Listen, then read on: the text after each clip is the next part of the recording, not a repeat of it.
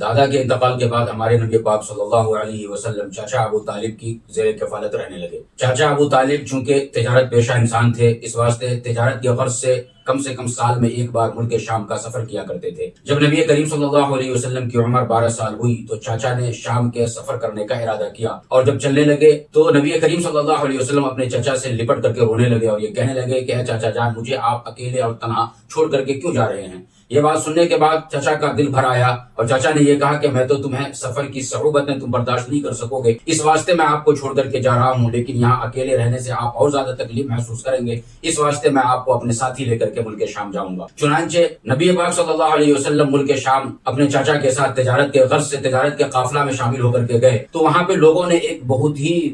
بڑا منظر یہ دیکھا کہ قافلہ کے اوپر جب وہ دن میں سفر کرتا تو آسمان کے اوپر ایک کالا بادل چھا جاتا اور اس کا چھاؤں تمام قافلے والوں کے اوپر جو ہوا کرتا تھا۔ پھر جب وہاں سے قافلہ آیا، بہت ہی زیادہ مال و دولت میں اضافہ ہوا، لوگوں کو بہت زیادہ فائدہ ہوا۔ جب نبی کریم صلی اللہ علیہ وسلم کی عمر 20 سال پہنچی تو آپ باقاعدہ تجارت کرنے لگے۔ پھر اس کے بعد جب 25 سال آپ کی عمر ہوئی تو ایک خاتون تھی جو بیوہ خاتون تھی جن کا نام تھا خدیجہ بنت خویلد۔ یہ قبیلہ قریش کی ایک مالدار خاتون تھی، 2 دفعہ ان کی شادی ہوئی اور شوہر کا انتقال ہو چکا تھا، کافی مال و دولت ان کو جو ہے حاصل ہوا تھا۔ چنانچہ انہوں نے نبی کریم صلی اللہ علیہ وسلم کو یہ آفر دی کہ اس دفعہ آپ ہمارے مال کو لے کر کے جائیں اور ملک شام میں جا کر کے وہ فروخت کریں۔ چنانچہ نبی کریم صلی اللہ علیہ وسلم خدیجہ بنت خویلد کے مال کو لے کر کے ملک شام کا سفر کیا اور اس سفر کے اندر بہت ہی زیادہ آپ کو فائدہ ہوا اور تمام قافلے والوں کو بھی فائدہ ہوا۔ یہاں پہ ایک اور واقعہ پیش یہ آیا کہ جب ملک شام آپ پہنچے اور رات میں کہیں پہ آپ نے قیام کیا تو ایک راہب جن کا نام تھا نسپورہ راہب، وہ اپنے آسمانی کتاب کو لے کر کے نبی کریم صلی اللہ علیہ وسلم کے پاس آئے اور کبھی وہ آقا صلی اللہ علیہ وسلم کے چہرہ کو دیکھتا اور کبھی اپنی کتاب کو کھول کر کے دیکھتا۔